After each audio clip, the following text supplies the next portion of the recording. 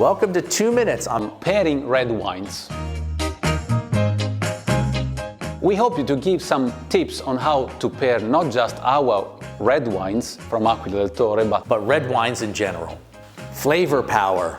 Red wines are often full-bodied and robust, but not always.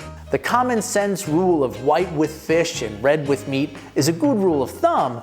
But keep in mind that some red wines, like Pinot Noir and Beaujolais, can be lower in tannins and more delicate, making them a better match with grilled tuna than a grilled porterhouse.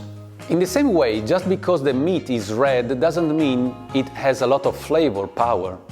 How a dish is cooked is more important than the main ingredient.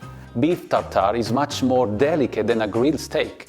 So even though they are both red meat, a lighter red or even a robust white might be a better pairing.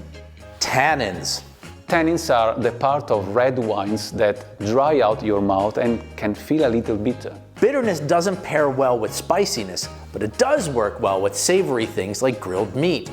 For this reason, reds tend to make complementary pairings, meaning they have more flavors in common with the food than in contrast with the food. Meat also feels more tender because of tannins which interact with the proteins and fibers in the meat.